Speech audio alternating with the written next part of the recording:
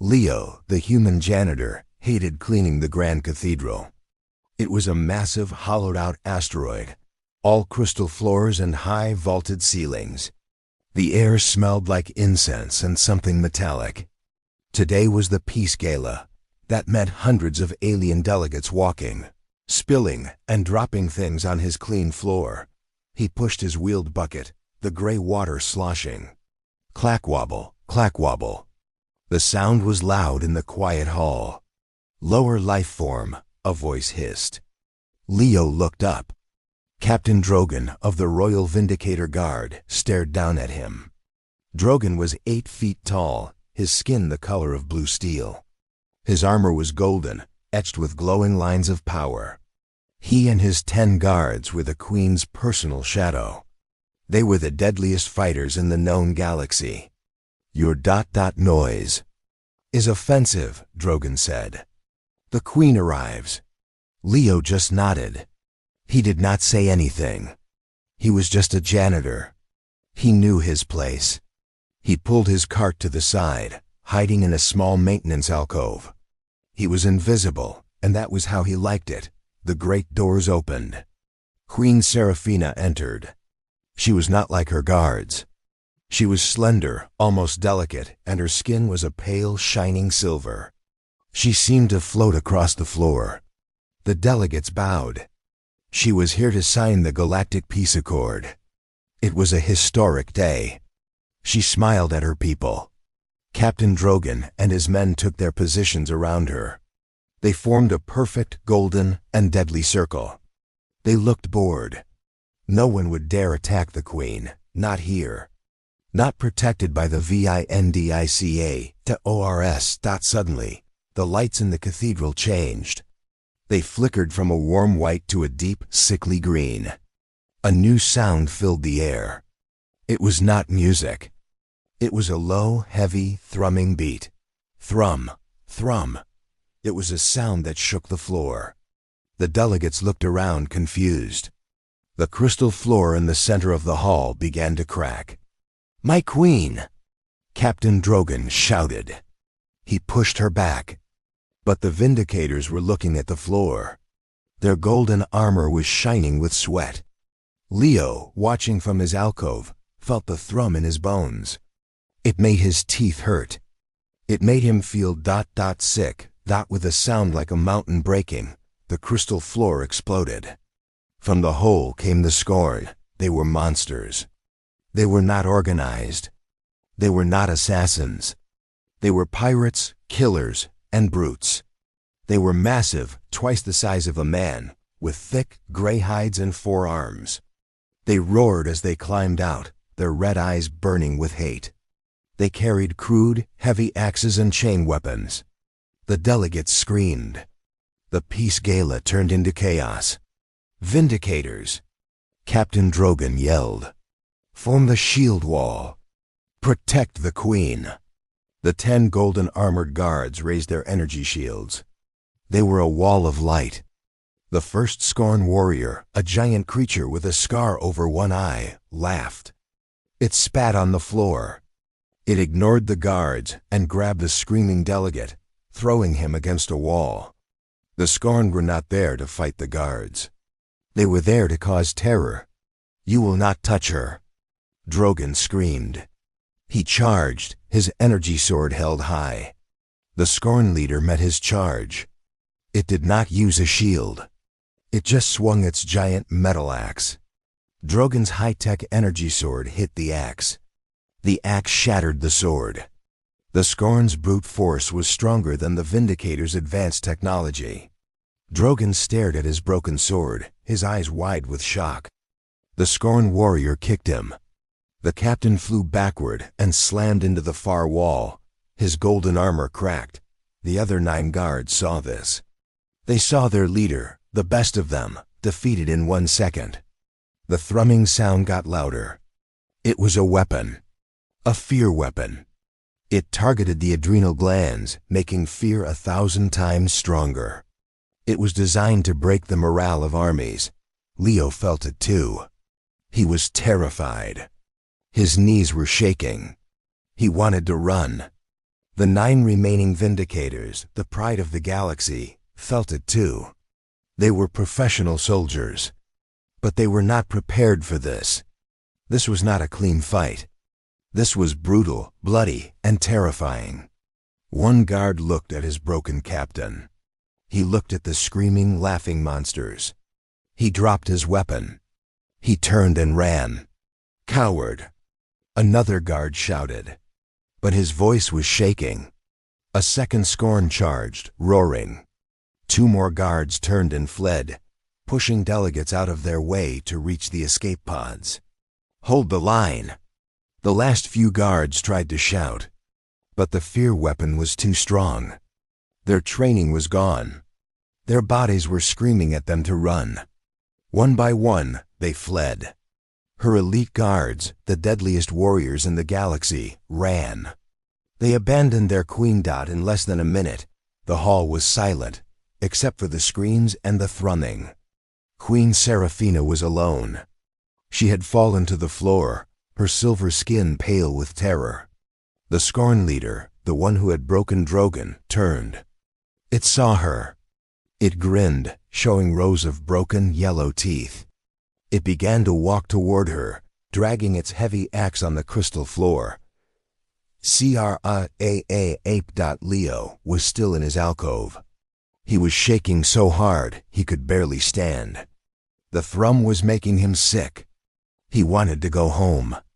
He wanted to be anywhere else. He could leave. No one saw him. He could sneak out. He was just a janitor. This was not his fight. The Scorn raised its axe, ready to execute the queen. The queen closed her eyes, tears streaming down her face. "No," Leo whispered. He was not a soldier. He was not a hero. He was just a man from Ohio who was tired of bullies. "No!" he shouted, his voice cracking. The Scorn leader stopped. It turned. It had forgotten about the janitor. It saw the small human, in his gray suit, half hidden by a cleaning cart. Leo looked at the monster.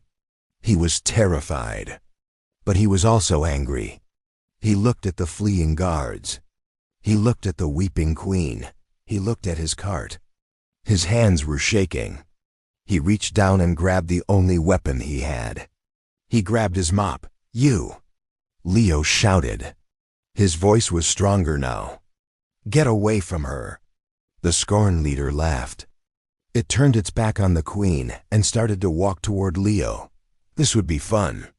It would kill this little creature first. Leo held the mop handle with 2 hands like a staff. His knuckles were white. He was just a janitor. And he was the only thing standing in the way. The Scorn leader stared at the human. The thrumming sound weapon was still shaking the air, but the human was still standing. The monster's ugly face twisted into a smile. It pointed one thick, dirty claw at Leo, then at its own chest. "I am Grak." The beast's voice rumbled, like rocks grinding together. "I broke your golden warriors. Now I will break you, little man." Leo's hands were so sweaty, he could barely hold the mop. The fear was cold in his stomach. He was a janitor. He was not a hero. He could see Captain Drogon, the elite guard, slumped against the far wall, unmoving. He saw the other guards' golden weapons dropped on the floor as they ran. I'm just here to clean," Leo whispered. Grak laughed. "Clean this then," the monster charged. It was surprisingly fast, a mountain of gray muscle and rage. It swung, its heavy axe in a wide arc, aiming to cut the human in half. Leo did not try to block. He was not a fool. He did the only thing he could. He dived. He rolled sideways, his gray jumpsuit scraping on the crystal floor. The axe missed him by inches, slamming into his cleaning cart. The metal cart exploded, sending bottles and rags flying. Grak roared in frustration. He had missed. He ripped his axe out of the broken cart. Leo was on his feet again, breathing hard. His cart was destroyed, but his mop had been knocked free. It was lying in a big puddle of its own dirty, gray water. "You are fast for a rat," Grak growled. Two other Scorn warriors were now walking up behind him, laughing and carrying chains. They were ready to watch their leader play with his food. Queen Seraphina watched from the floor, her silver skin pale. She was frozen in terror. "Run," she whispered at Leo. "Save yourself." "He cannot," Grak laughed, hearing her.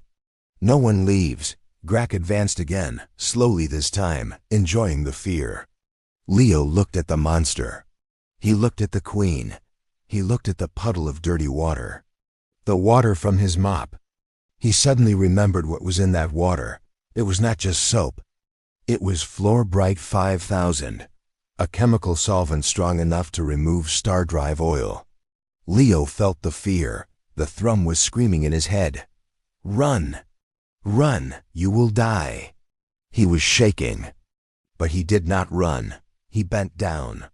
He picked up the mop. Grak stopped. He was confused. The human was picking up the broken stick again.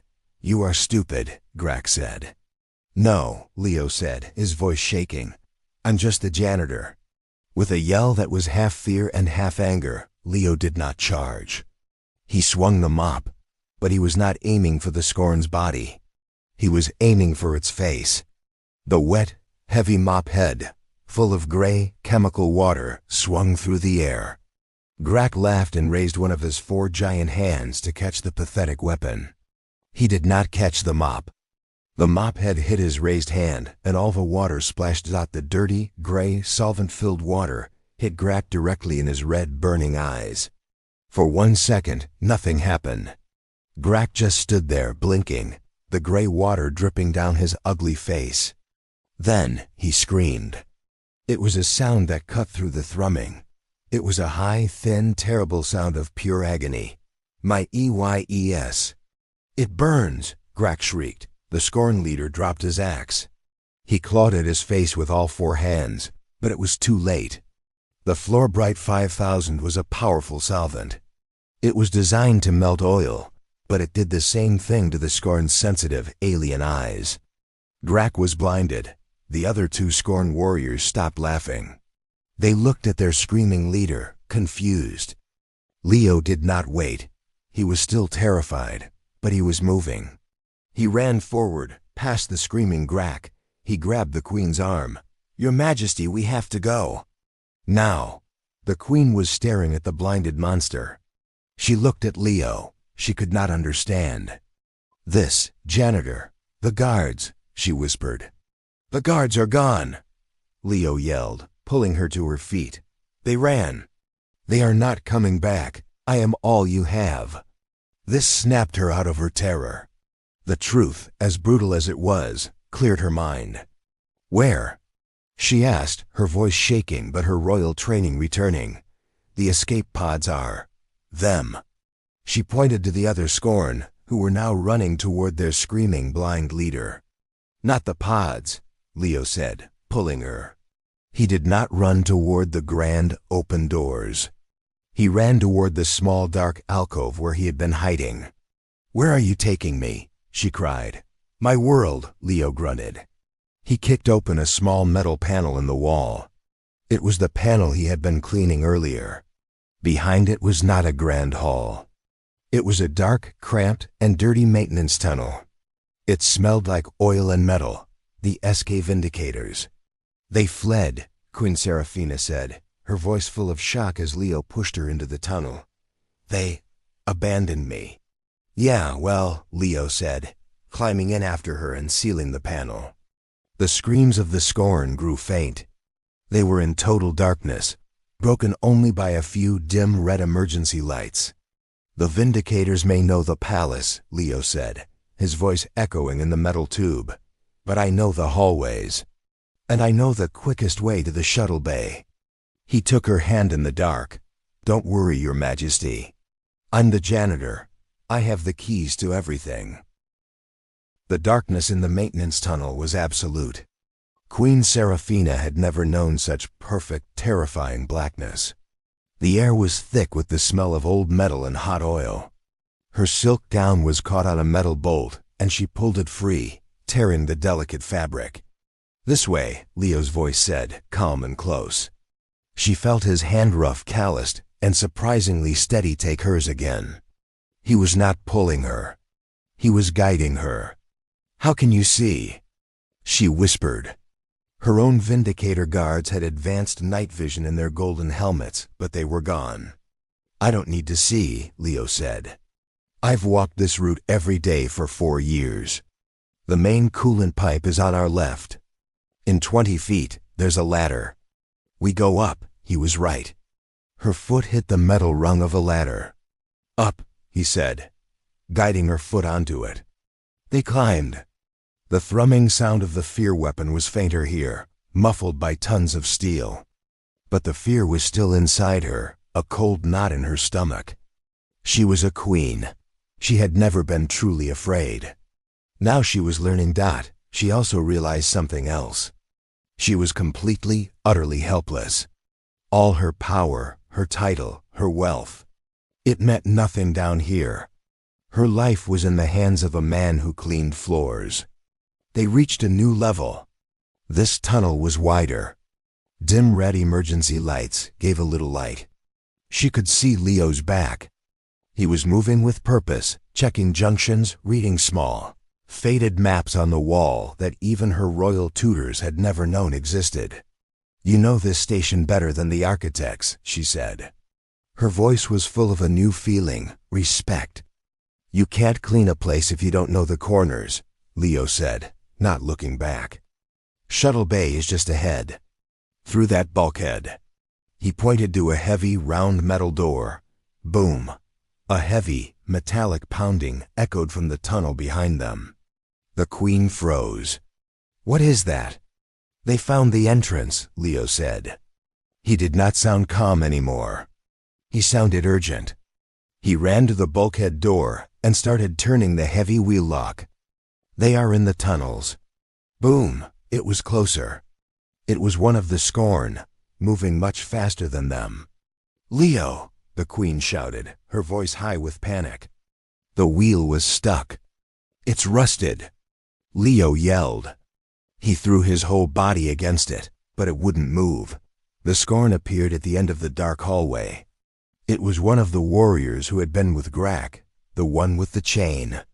It saw them. It roared, a sound of victory. It started to run toward them. "It's over," the Queen whispered, sinking against the wall. They were trapped. Leo looked at the Scorn. He looked at the stuck door. He looked at the Queen. He was a janitor. He was not a hero. He was just a man. And he was angry. "No, it's not," he growled. He let go of the door. He turned and faced the charging monster. "Leo, what are you doing?" The Queen screamed. "Run!" "No, you're royalty," Leo said. "I'm just the help. And the help always has to deal with the messes." He looked at the wall next to him. He saw a bright yellow panel with a red lever. He knew what it was. It was the emergency fire suppression system. The Scorn was 20 feet away, raising its weapon. Leo looked at the Queen. "Close your eyes." Then he pulled the lever. With a sound like a dragon's roar, nozzles in the ceiling opened. It was not water. It was liquid nitrogen. A thick, white, super-cold fog blasted into the tunnel, instantly dropping the temperature to below freezing. The Scorn roared, but the sound was cut short. It was hit by the full-force blast. The fog was so thick, Leo could not see it, but he heard it. He heard the crack as the monster's hot alien muscles were flash-frozen. The fog stopped. The Scorn warrior was still standing, its arm raised. It was a perfect, white, frozen statue. It was covered in thick ice. Leo walked up to the statue. He was breathing hard. He tapped the monster's frozen arm. It broke off and shattered on the floor like glass. "Floor's a mess again," Leo muttered. He went back to the door and, with the adrenaline, gave the wheel one more thrum-defying pull. It groaned and the lock opened. They fell through the door into a clean, bright, private shuttle bay. A small, sleek, royal blue ship sat in the middle. The Queen's personal escape craft. "Get in," Leo said, running to the cockpit. "You can fly this?" The Queen asked, her voice full of disbelief. "It's a machine. It needs to be cleaned," Leo said, strapping himself into the pilot's seat. His fingers flew across the controls. The console lit up, and I read the manuals. The ship's engines hummed to life. On a security screen, the Queen saw the main cathedral. It was on fire. The Scorn were breaking everything. There was no sign of her golden guards. The ship rose, and the bay doors opened, revealing the blackness of space. Leo piloted the ship out of the asteroid, his face calm and focused. As they cleared the station, the thrumming sound in their heads stopped. The fear was gone. They were safe. Queen Seraphina looked at the man in the pilot's seat. His gray jumpsuit was torn and covered in grease and ice. He was the bravest man she had ever met. "Leo," she said. "Yes, Your Majesty?" he asked, not taking his eyes off the navigation screen. "When we get to the capital, I am promoting you." "Oh," Leo said, "head of sanitation? More pay?" The Queen smiled. It was the first real smile of the day. "No," she said. "I am firing my vindicators. I am making you the new captain of the Aegis Guard." Leo finally looked at her, his eyes wide. "Me, Your Majesty, I'm just a janitor." "No," she said, her voice full of new authority. "You are the only one who stayed.